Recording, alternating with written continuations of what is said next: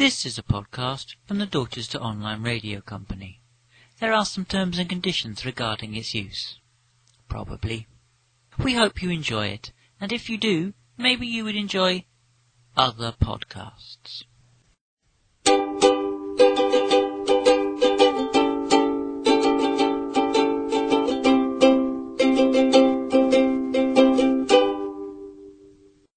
Welcome to the Daughters to Online Radio Company. Hello and welcome to the DORC podcast. Summer is finally upon us here in Dorset, and it has been bloody lovely for the last week or so, although I'm sure our listeners in Saudi Arabia and the UAE, yes, we do have them. I know, I've seen their IP addresses. That sounds a bit more stalky than I intended. What I meant was, we have stats for site visitors, etc. I think I'll move on. Are probably unfamiliar with the concept of living in a mostly cold country with only momentary glimpses of its full beauty as the sun comes out for the briefest of times, but summer has very different connotations in broadcasting.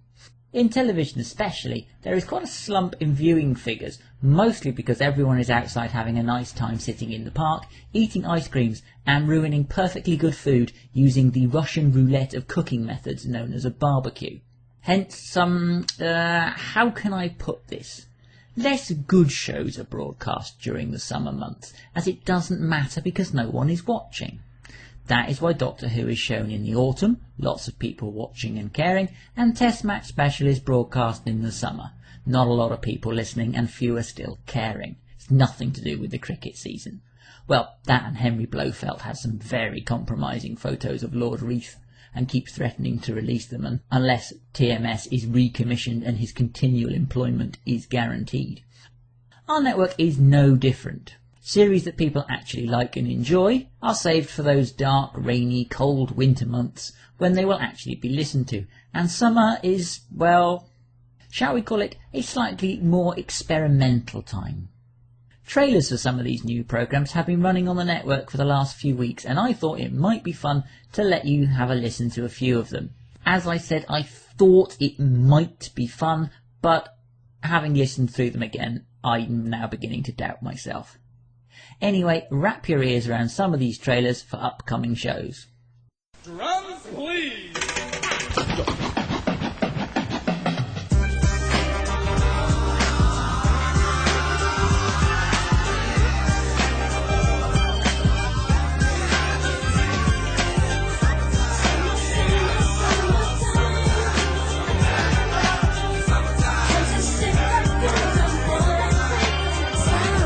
Here it is, a groove. Coming soon to a Dorchester Online Radio Company near you this summer.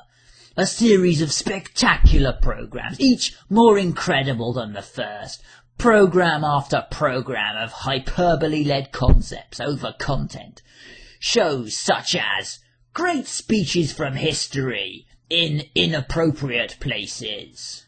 Here, Enoch Powell's controversial Rivers of Blood speech as it doesn't go down well at Notting Hill Carnival. Those whom the gods wish to destroy, they first make bad.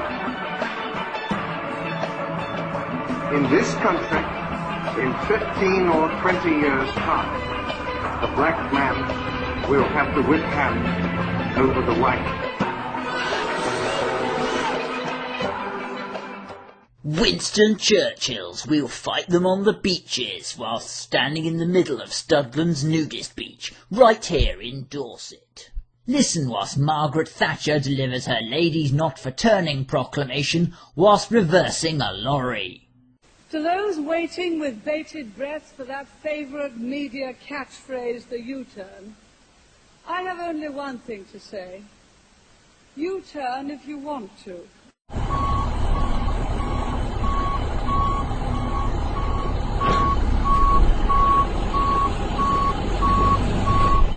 The ladies not for turning. Hear Martin Luther King deliver his I Have a Dream speech, performed lying down whilst testing a Silent Night mattress in a bed shop. And marvel as Franklin Delano Roosevelt addresses the nation with his first inaugural speech that contains the famous lines, "We have nothing to fear but fear itself," with his eyes tightly closed whilst riding on a ghost train. This great nation will endure as it has endured, will revive and will prosper. So first of all, let me assert my firm belief that the only thing we have to fear is fear itself. Nameless, unreasoning, unjustified terror, which paralyzes needed effort to convert retreat into advance.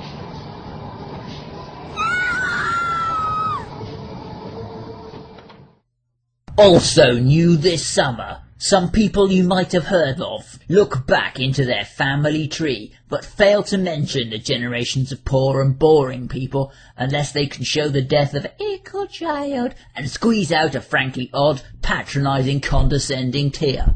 In our genealogical programme that is absolutely nothing like the BBC's Who Do You Think You Are? Thrill as David Aronovich faces an awkward moment from his family history when he's asked if it is possible that one of his very distant relatives once voted Tory. Is there hackers like? Despair as Gordon Ramsay reacts to something really rather minor in the only way his tiny alpha male intellect will allow him. Fucking disaster. Fucking hell. Fucking disgusting. Fucking muscle. Yeah. Fucking midnight. Fucking Mr. Chipmunk. Fucking hell. Fucking stiff. Fucking embarrassing. Fucking booby prize. Fucking ghastly. Fucking banner. Fucking bath. Fucking nightmare. Fucking me. Fucking belly full. Fucking mango. Fucking restaurant. Fucking gobsmacked. Fucking recipe for disaster.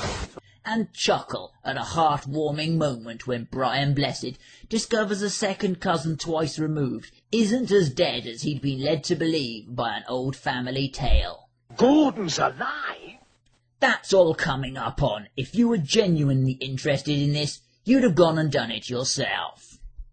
Over on our children's network, DORC, Jake and Dinos Chapman will be reading some classic stories for our younger listeners that they have adapted for radio.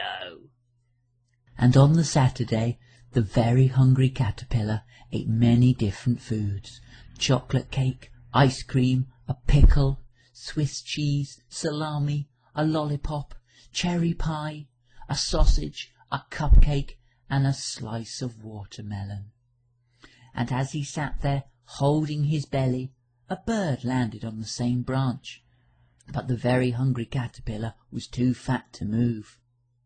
Then another bird landed.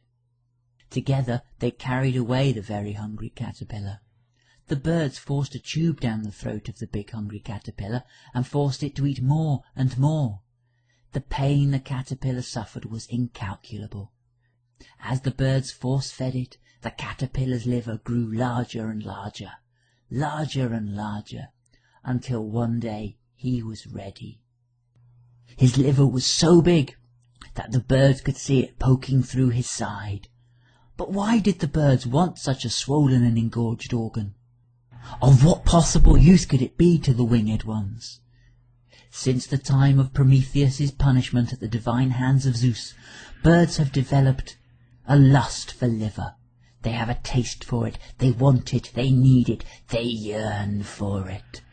And nothing gives them more gastronomic joy than that of caterpillar foie gras. Catch the eye of a sparrow today, and can you deny that it is looking at you and thinking, "Ooh, that's a tasty, juicy liver. How shall I make it my own?"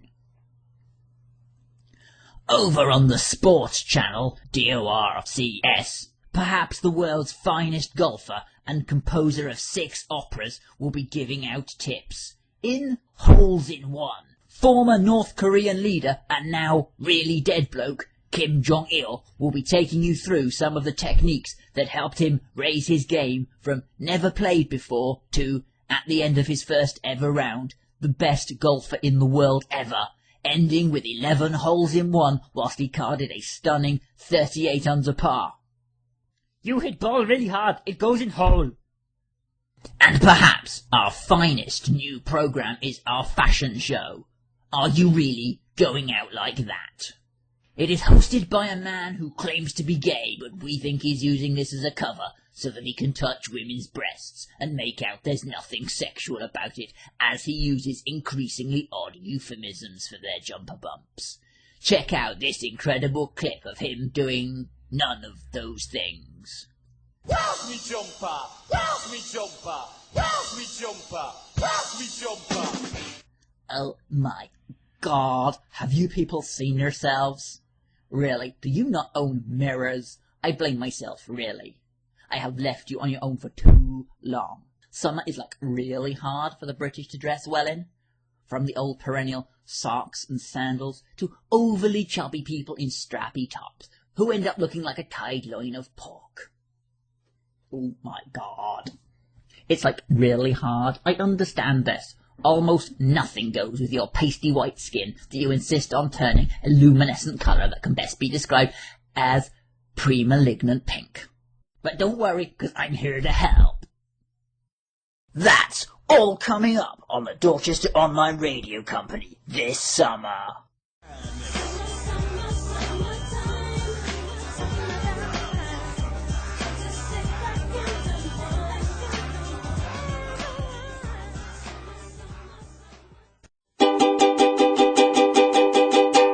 The Dorchester Online Radio Company is written by Martin Norris, produced by Martin Norris, and recorded in the front room of a house owned by Martin Norris. Please do feel free to give us a good review on iTunes, or Twitter and Facebook your friends to tell them about us. Thank you.